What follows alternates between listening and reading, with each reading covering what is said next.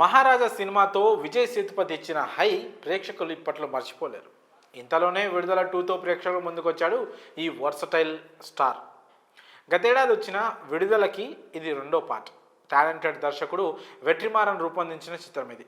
మరి ఈ మూవీ తెలుగు ప్రేక్షకులను ఎంతవరకు ఆకట్టుకుంటుందో ఇప్పుడు తెలుసుకుందాం. ముందుగా కథ విషయానికి వస్తే, ప్రజాదళం నాయకుడు పెరుమాళ్ అనగా విజయ్ సేతుపతిని కానిస్టేబుల్ కుమారేషన్ అనగా సూరి పట్టుకోవడంతో పోలీసులు అతన్ని తీసుకొని అడవిలోకి వెళ్తారు. అడవి దాటి టౌన్కి వెళ్తుండగా దారిలో పోలీసులకు తన స్టోరీ చెప్తాడు పెరుమాళ్. భూస్వాములు, అగ్రవర్ణాలు పొలాల్లో కూలి చేసే వారి భార్యలను అనుభవించాలని ప్రయత్నిస్తుంటారు. వారిని ఎదిరిస్తాడు పెరుమాళ్. భూస్వామిని అంతం చేస్తాడు. అక్కడి నుండి నాయకుడిగా మారతాడు పెరుమాళ్. ఇది తట్టుకోలేని భూస్వాములు కమ్యూనిస్టు లీడర్ కేకేని హత్య చేస్తారు. దీంతో మరింతగా రెచ్చిపోయిన పెరుమాళ్ భూస్వాములందరినీ చంపేస్తారు.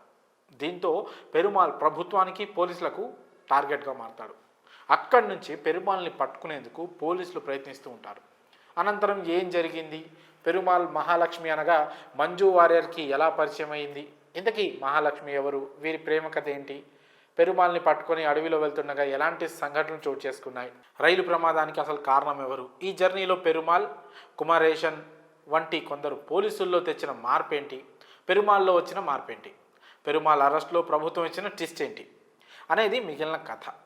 విడుదల మొదటి భాగం కుమారేషన్ జర్నీని చూపించగా, రెండో పార్ట్ పూర్తిగా పెరుమాళ్ జర్నీ చూపించారు. ఆయన ప్రజాదళం నాయకుడిగా మారిన తీరుని, మారడానికి దారితీసిన పరిస్థితులని, భూస్వాముల ఆగడాలను కళ్ళకు కట్టినట్లు ఇందులో చూపించారు.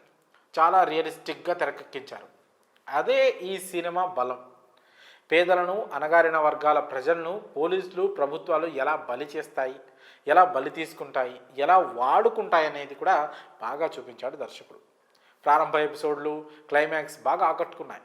ఇక కథని, కథనాన్ని వెట్రిమారన్ చాలా రాగా, చాలా రియలిస్టిక్గా చూపించాడు. ఇక విజయ్ సేతుపతి, మంజు వారియర్ల లవ్ ట్రాక్ బాగుంది. కాకపోతే కమర్షియల్ ఫార్మాట్లో చూస్తే ఇప్పటి తరానికి ఎంతవరకు ఇది అర్థమవుతుందనేది ఒక పెద్ద ప్రశ్న. సినిమాలో వాడిన పదజాలం కావచ్చు, ఆ కమ్యూనిస్టు సిద్ధాంతం కావచ్చు, ఇప్పటి తరానికి కనెక్ట్ అవ్వడం చాలా కష్టం. అదే సమయంలో సినిమాని చాలా స్లోగా నడిపించడం పెద్ద మైనస్. మధ్య మధ్యలో ఫన్ను, ట్విస్టులు, మలుపులు ఉన్న స్లోగా సాగడంతో ఆసక్తి కాస్త తగ్గుతుంది. స్క్రీన్ ప్లే గ్రిప్పింగ్గా చేయాల్సిందే. అయితే ఇప్పటి తరానికి కూడా ఆనాటి పరిస్థితులను కళ్ళకు కట్టినట్టు చెప్పే ప్రయత్నం మాత్రం చాలా బాగుందని చెప్పుకోవచ్చు. ఇక పెరుమాళ్గా విజయ్ సేతుపతి నట విశ్వరూపం చూపించాడు. ఇక మహాలక్ష్మిగా మంజు వారియర్ అదరగొట్టింది. కుమారేషన్గా సూరి ఇందులో పాత్ర పరిధి తగ్గింది. చాలా వరకు సైలెంట్గానే కనిపిస్తాడు, కానీ ఎమోషనల్గా బాగా చేశాడు. క్లైమాక్స్లో తన ట్విస్ట్ బాగుంది. ఇరాక్ డిఎస్పీగా గౌతమ్ వాసుదేవ్ మీనన్ తన మార్క్ నటనతో మరోసారి ఆకట్టుకున్నారు. ఇక మిగిలిన నటులు కూడా బాగానే మెప్పించారు.